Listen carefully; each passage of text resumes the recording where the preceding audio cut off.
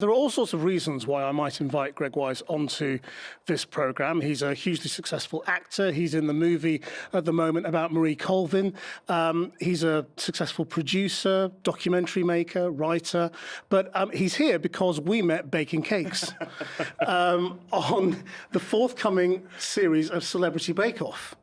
And we can't really talk about it, can we? No. We've signed a non-disclosure. It's out in a few months' time, so we can't really say any more, other than the fact that during the process of making this programme, I discovered that Greg really does have some big ways in which he wants to change the world, because we're going to talk really today about death. Mm-hmm. And it's even odd saying that. Yeah, sitting in a darkened room. Sitting in a darkened room, just both saying, wearing black. And I have my scythe. Saying, let's talk about death. And the reason for that is that you published a book of a blog which was written by your sister Clare, who died just over 2 years ago, which she started and you completed.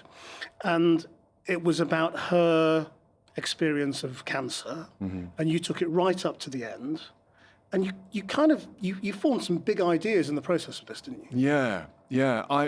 I never thought that words were my medium. Oddly, as an actor, words are my medium, but words that someone else has written that I'm interpreting and trying to make my own. And living with, obviously, an Oscar-winning screenwriter, I always shied away from the written word.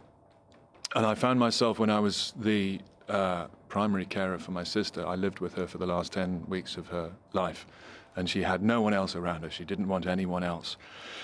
Seeing how she had become with this illness that was just ravaging her. And towards the end, because of the weight of the disease and the weight of the opiates, she was probably not with us for 22 hours of the day. And yet I had to be there at all times. And I'd got her a little bell push by the side of her bed, and I carried around the other side of it, like one of these door chime things. And finding myself in this enforced stasis for just short of 3 months, both within the obviously the fantastically difficult headspace of watching the closest person you have in your life dying, but also feeling trapped and incapable of doing anything at all. All I could do was think about where we were as a brother and sister, and think about where we were within the medicalization of all things, and then think about where we were more societal in terms of our relationship with life-limiting illness and our relationship with death. And I sort of equated it to you have a jam jar of seawater with you the whole time, and you're always moving, and it's always fuzzy, it's always opaque. You can never quite see through it because we're always on the move. If you put the jam jar down, after a while it settles, and there's some sort of clarity to a situation, and you see the sedimentation of things. And I suppose that's what's happened. That's what happened with me over those weeks. I started to see some form of clarity, and I realized that as a society we have either forgotten this language or have never been taught it, the language of death, the language of grief. And I suppose I've made it slightly my purpose in life now is to just talk about it, to bring it out into the open, because sunlight is the great sanitizer of things. And the difficulty when you start talking about it at all, people go, oh, it's morbid. One thing we know, the only thing we know, is we're going to die. That's all. I had this wonderful woman I've been doing some work with called Catherine Mannix. She was a palliative consultant at the Marie Curie in Newcastle. She wrote a wonderful book called With the End in Mind about her time dealing with people dying. And she said, there are 2 days in our lives that are under 24 hours. The day we were born and the day we die. And that just brought things home to me so much. We spend so much time concentrating on that first day and try and ignore the second. And as a society, we're very well set up for thinking about birth and maternity and paternity and the time we give people and the thought we give people. Yeah. And also, boiling that down, there are statutory rights when you're a new parent. There are statutory rights for leave that both the mother and the father can have, that can be extended at will. There is no statutory guidance for bereavement at all. And we have to be better. We have to be better at that. I mean, one of the things which, of course, you can never know is when someone's going to die. You have a fairly shrewd idea when someone's going to be born. There are the signs. There are similar signs to death. And a palliative doctor, or these wonderful new breed of people called the death doulas, the midwives, to help you across that threshold, as there are midwives to help us over the threshold of birth. There are very set passages within the dying process. Which most people would have absolutely no idea about. Which most people have no idea. And I had no idea about at all. So we know reasonably when someone will die. And we have to be able to be slightly more grown up about having those conversations. I mean, I find talking about death sort of impossible and scary because I've never really had anybody very close to me die. I mean, I've had lots of friends die, and I've been to funerals of friends, and it's been awful. But that very close family relationship, touch wood, I haven't had. And so I slightly live in perpetual fear of the moment it happens. Both my parents, my wife's parents, they're all still going. And there's always that sort of, how long are we lucky for? Were you at all prepared? Had you been through anything like this before, Clare? When I was at university, my closest friend at the time was killed when we were all in our mid-20s. And that really, really shook me. He was a boy who really lived life to the absolute fullest, and he and I we would climb together. We climbed waterfalls and did all the proper boy stuff, and he was drowned. He was killed at a time when we were all just starting out. We were all just starting to find out who we all were and what we wanted to do and how we were able to make a living and how difficult it can be being a grown-up. And I think that more than anything made me realize that it is fantastically easy to be killed. We have this life that, of course, when we're young, we think we're immortal. And to have one of our compatriots taken from us when we still are in that immortal state pulled me up short. And it made me, I suppose, more aware of not planning, of not trying to pursue any agenda, because at any moment the bus can broadside us. Now, that's not to say that you don't try as hard as you can on whatever you're doing at the time, but having some sort of overview.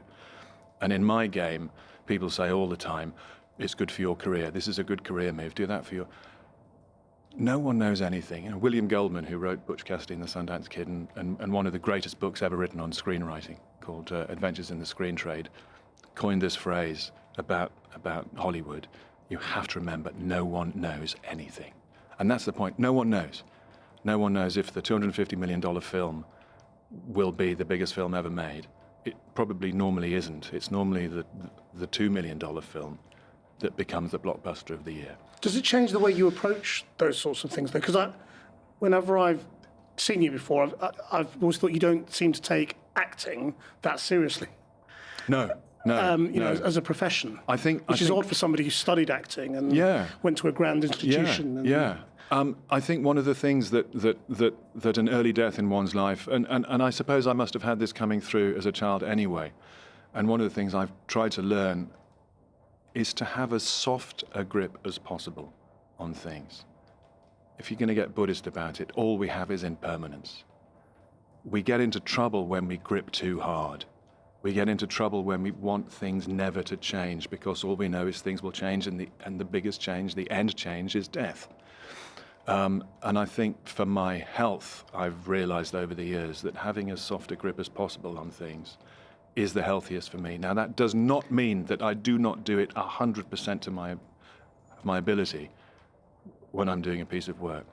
I might find the overall idea of being an actor slightly flippant, but my God, I'm absolutely there and 100% professional when I'm working. But the soft grip certainly doesn't apply to the people in your life, does it?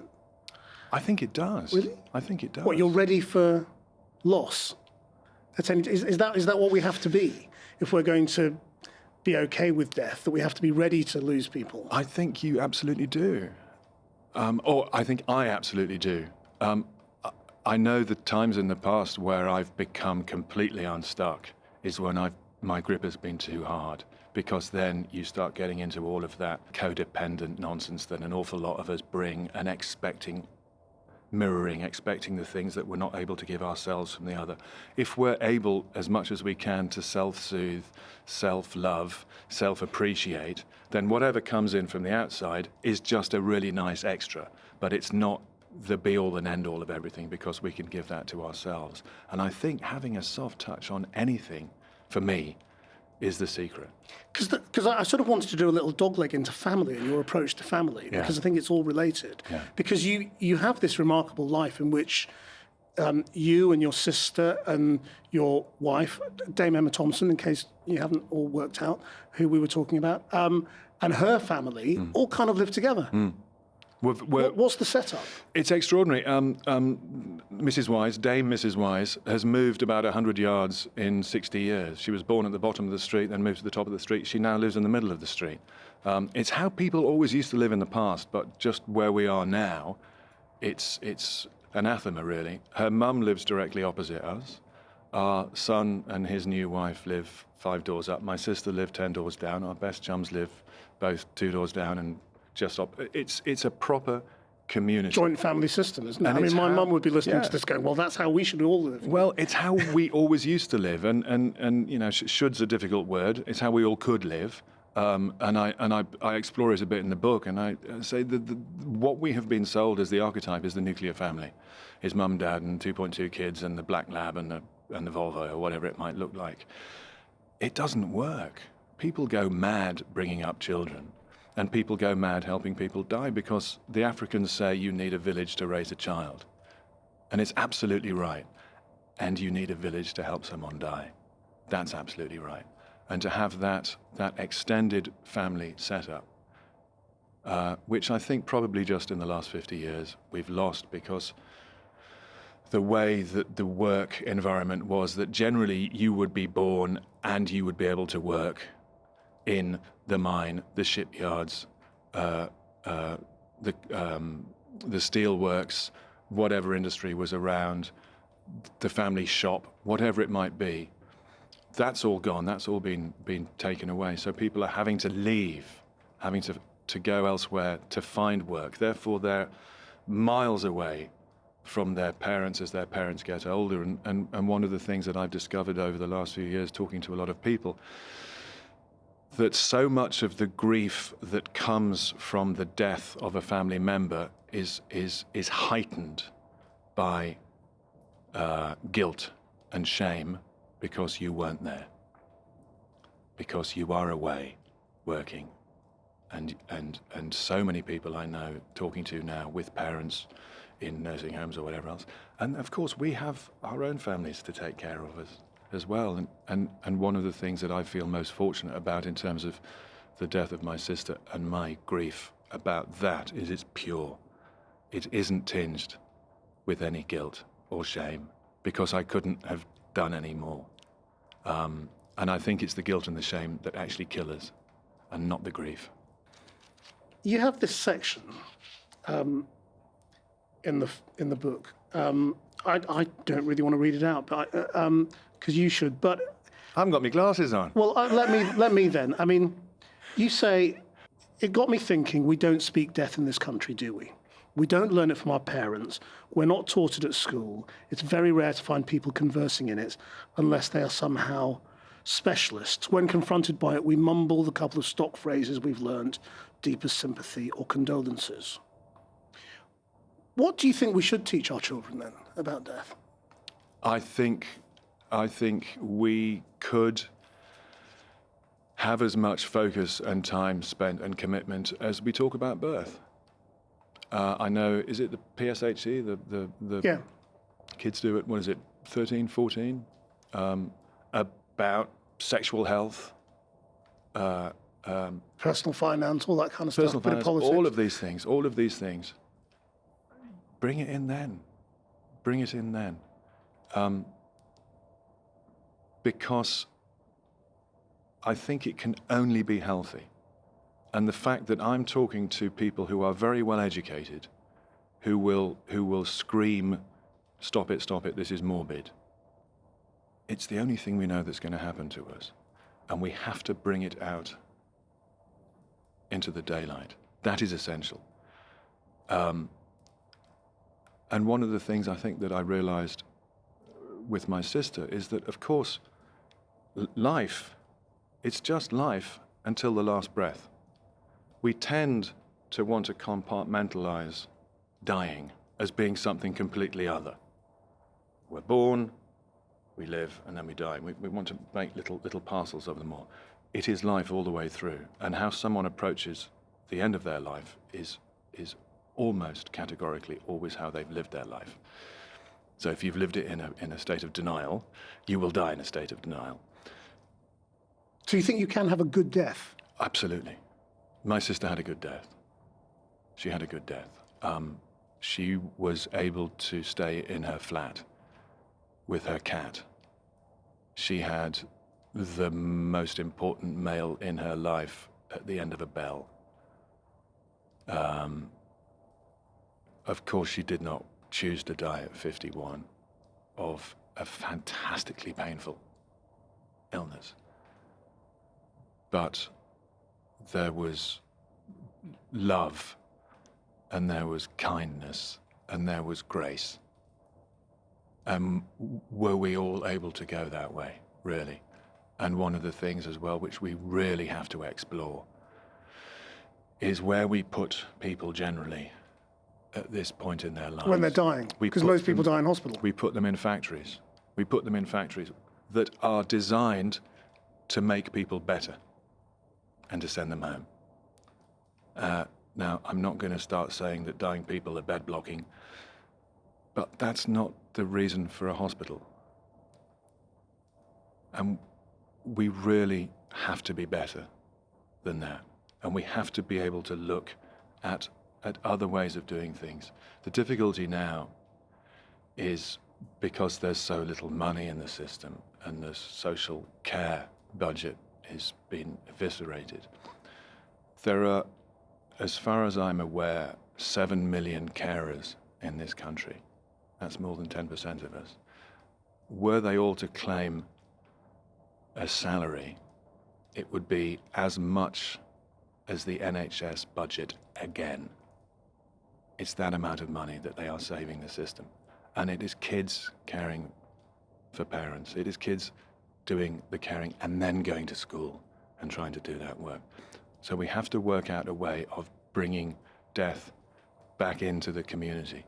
Interestingly, that was the big vibe in childbirth recently, taking childbirth out of hospitals and bringing it back. Natural childbirth units and all that sort of things. But bringing it back into your home. Yeah. And just very recently, they've said, oh, actually, do you know what? It's actually more trouble than it's worth because we're having to have these roving midwives the whole time, and then things necessarily will go wrong, and then we've got to get an ambulance, and it actually becomes more costly. So they're now saying we can medicalize the childbirth back into hospitals, but we need to do the opposite with death, because generally death is not medical, it's physical. You are dying. What do you mean? Just explain that. Hospices are not hospitals. Hospices have a palliative component to them. They are there as much as they're able to reduce pain and therefore to reduce both the physical and the mental suffering of a person who is in the process of dying, however long that may take. But they are not medical institutions. As soon as you put someone into a hospital to die, you are medicalizing the death. Now, of course, there'll be moments when someone's having some cardiac issues within a hospice and they need to go into a unit. There will always be that. But generally, people, when they get to the end game, are just dying, and that is not a medical thing. That is a purely physical and could be dealt with purely palliatively, rather than medically. Okay, I was very fortunate with my sis that she died before she got to a point where we were requiring people to come in and administer, because she was catheterized at that point, and the catheter came out and I couldn't deal with it because I don't know how to deal with that. That other things were being required. That could still all have happened in the flat, but I was finding myself in a position where I couldn't deal with it as gracefully and as competently as I had dealt with all the stuff running up to that moment. But if you have an outreach team, and we were blessed with the Marie Curie, with the Macmillan, with all the outreach people who would come and would support me being able to look after my sister in her space. So what you're saying is we need to get people out of hospitals as soon as it becomes clear that they are dying, Yeah. and we need people who can visit. We need medical staff who can visit people at home and do all the basic stuff that needs to be done. I don't have the figures, but I would assume that most people who get sent to hospital during the end game don't need to be there. They're just there because they can't be anywhere else. Because there is not the support system, there's not the family support, there's not the caring support or the outreach or whoever it might be. Of course, there will be some folk who will go in for an operation, the operation goes wrong, and then they are dying, and then they die. That's a whole other thing. I'm talking about someone with a life-limiting illness. It is insane sending them to a hospital. And we have to work out what else we can do. At what point did you and Claire talk about the fact that she was dying? We didn't. After she had told you? Didn't? No. As I said, people die how they lived. She lived in denial. And it was madness on my part thinking that she would change. And my difficulty was that I did all the homework. I read the books. And the problem was that my sister, until literally her last breath, was in denial. I was desperate at all times for whoever was visiting, be it the oncologist or the palliative doctor or the nurses, to be as clear as possible as to where my sister was in the grand scheme of things. And it's one of the things that everyone does when they turn up. They say, how do you think you are? Where do you think you are? And of course the doctor would say these things to my sister, and she would listen and she'd go, okay. Because the reason she couldn't take herself to the toilet was because her brother hadn't done enough physiotherapy with her. Simple as that. No, the reason she couldn't go to the toilet was because she was full. She had bone cancer, and she had no strength. Her bones were not available for her to stand and to walk and to take herself. And she would hear this from the doctor, and she'd listen, and she'd go, thank you very much. I want a second opinion. But that was her. And that was her, how she had always lived, and that was what made her so extraordinary, is she was a problem solver. She was very high up in a company when she was hale and hearty. And she and I, and one of the things that was most wonderful about our time together, even though we were pushed together in such difficult circumstances, were minute by minute things were changing. Minute by minute we're having to readjust, replan. Right, she can't now drink out of a glass. How do we get her to drink? She's starting to lose that, so we can't use a straw now. Right, we get her this. How can we take her to the toilet? Problem solving, always saying, no, I will not accept that I can't do ... Let's try and find another way. And that's great when it's healthy. When it's pure denial, it's insanity, really. And my biggest problem through the last numbers of weeks was my frustration with my sister because she wasn't doing it properly. And it's one of the reasons why I'm banging on so heavily now, is to try and get people to not only talk about when we're getting to the end game, but to talk a long time before that, when you may have information about a life-limiting illness, or talk before even that, around Sunday lunch one day saying, I don't think I want to be resuscitated. Well, I've always really loved the idea of a wicker coffin being buried in a... Whatever it might be, and make this part of a family narrative, that everyone is able to talk openly with everyone else.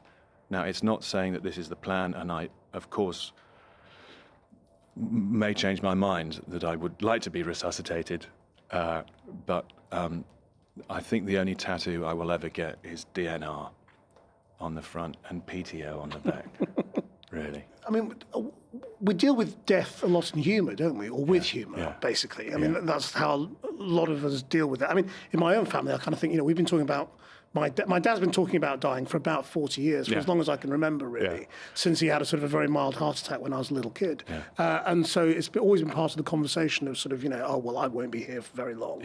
And I find myself doing it a little bit myself, sort of slipping into the same, well, when I'm dead and gone, and, you can get on and do that when I'm finished, and, this will finish me off and all the rest of it. But it really feels, again, rather like denial, rather than talking about it. Because, of course, we use humour. Humour's a great obfuscator. We can hide behind that, which is not to say that you can't be funny talking about death, and of course a lot of the things that death brings with it are very funny, are very humorous. We had at my sister's funeral, there was only 7 of us there, her very close 4 close girlfriends and me and our daughter and Em. And we all wanted to put something on the coffin to get cremated with her. And I'd, for the last 3 months of my sister's life, I'd only worn 1 pair of shorts. It was a very hot summer in 2016. And I literally spent the whole summer in a vest and shorts. So, of course, I put my shorts to get cremated with her. And Em had been with Clare at an Ayurvedic clinic in India before she got very ill, and wanted to light a joss stick on the coffin. So she lit a match, and the place went... In a crematorium? You cannot have naked flames in a crematorium. I mean, you couldn't write it's bliss. And then, of course, round the back is a bin that says no hot ashes. It's just... you have to be able to laugh. And one of the things about humour, of course, humour is about discomfort. Or pain. We laugh at someone else's pain, the whole banana skin thing. One of the things that I realized that we feel that not talking about it is an act of love. It is actually cruelty. Talking about it is an act of love, as hard as that may be. And the more and more people I talk to, interestingly, a lot of people will say, a lot of older people or people who've had illness or who are in life-limiting illness at the time, I want to talk about it, but my son won't, or my daughter won't. That's a tricky one. That's a tricky one. And I know people who went to say, no, my parents, and I go, no, I don't want to hear it, I don't want to hear it, I don't want to hear it. So the parent, the person who is facing the death, is able to, but the child is unable to hear that from their parent, because their parent symbolizes all these things. And of course we know as we get older, that of course our parents are getting, well, we're all getting nearer death, but they're very much getting nearer death. And we want still to be trapped in some form of adolescence or whatever it might be, at the same time as we're wanting to stride on and be our own people. It's this weirdness around it all that can only be cleansed by talking. I mean, you say in Clare's funeral there were just 7 of you.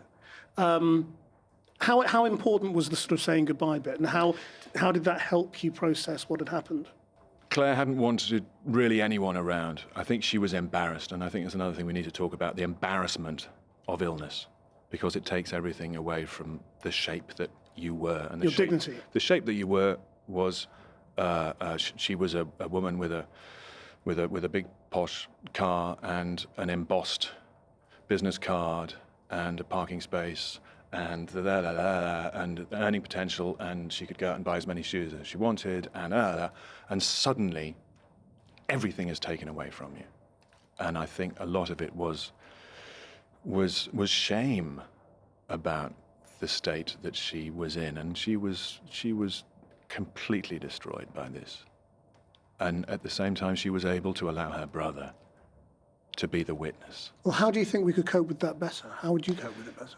Being more open, talking about it more. But the thing about the funeral was because she had really kept everyone at arm's length in a slightly camp way when I was at the funeral directors, and I thought she's not an oak coffin with brass handles kind of girl. She's definitely not wicker. That's too hippie for her.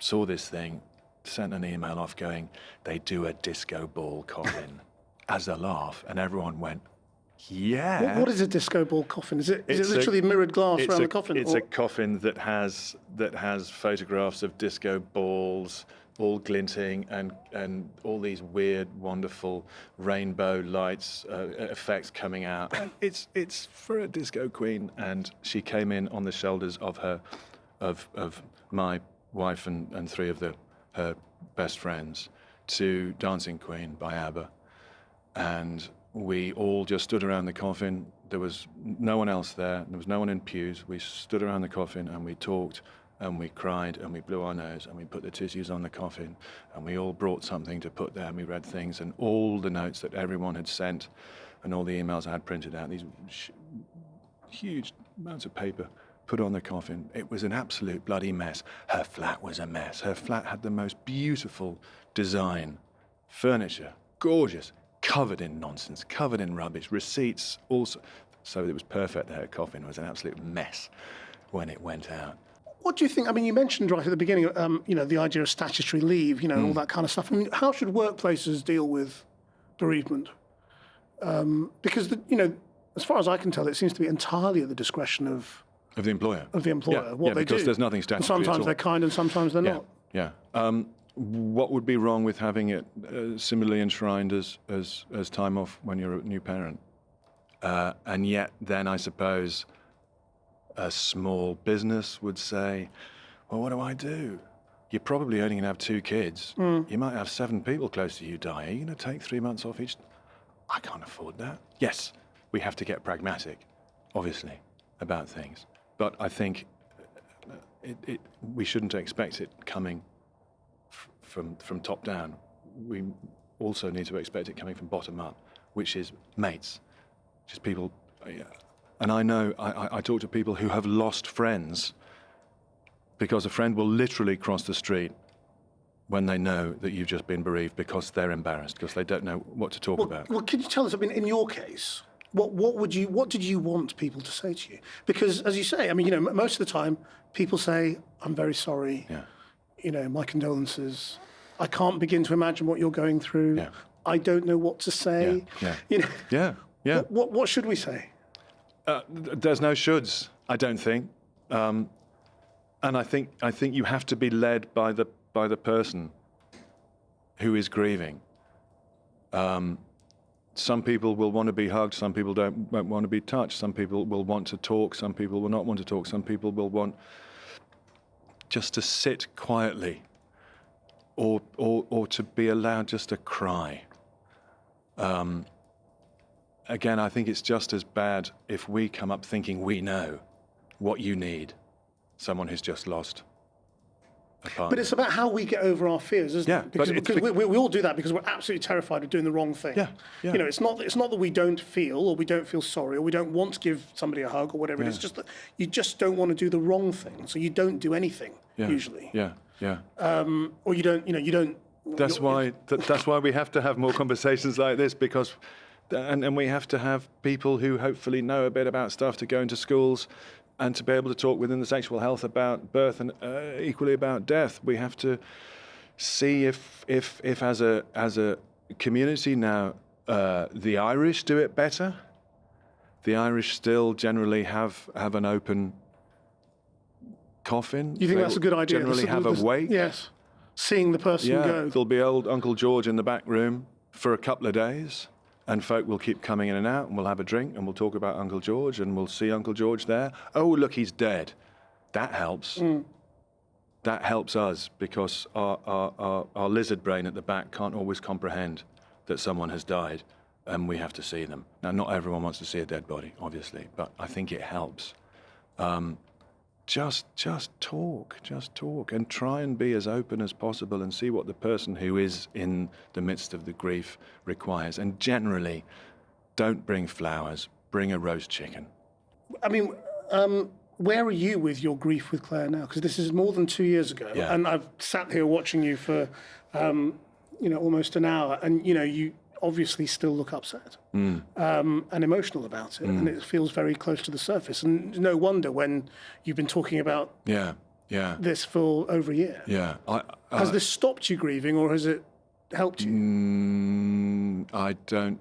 Grief is really interesting.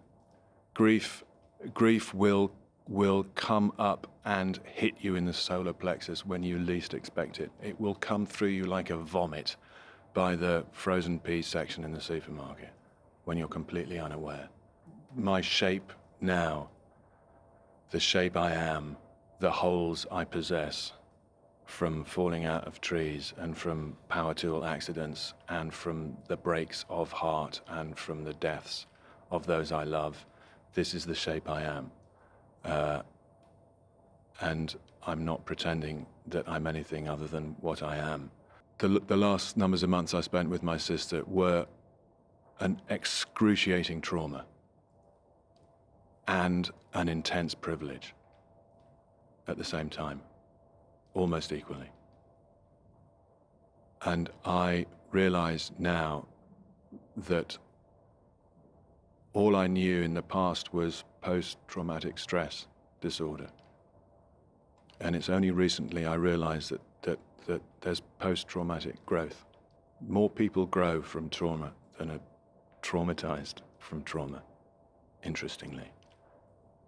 And I've felt over the last couple of years that I have changed, not existentially, although that is undoubtedly there, but I've realized that I am able to do certain things that I didn't know I could do, that I'm able just to get up in the morning as well, but that I have undoubtedly grown from this trauma. And one of the things I want to do more than anything is to share that, because I'm fantastically fortunate in the fact that I'm self-employed, that we've paid the mortgage, that I have an understanding family, that I wasn't working at the time and I could drop everything and look after my sister. Very few people are in this situation. I'm not expecting everyone to do what I did, but that there is an ability to be able to do this and not be destroyed by it, actually to grow from it. That's a very interesting idea, that that a good death can not just be for the person who died, but for the people left behind. Yeah. Have you planned out your own? I mean, what's going to happen with you? I'm actually going to live forever. I'm not going to die. I think one of the things that is almost essential in the dying process is the people with you. And the last numbers of months with my sister were the most powerful moments of our lives together. And I would not give up a single second of that. And I don't want to deny the people who love me the availability to do that with me. That doesn't mean that I won't decide at one point to say, stop the chemo. Please, who are we trying to kid? And another thing is, very few doctors finish their chemo. They know when to stop. So does that make you against euthanasia, or just No, it's up to people to do whatever they want to do? That's a whole other argument. That's a whole other argument, really. It's really complicated. It's really complicated. I also looked after my mum the last numbers of months of her life. She had CLL, leukemia, and she would rail. You wouldn't do this to a dog. And I talked to mates who were doctors, and I talked to her doctor,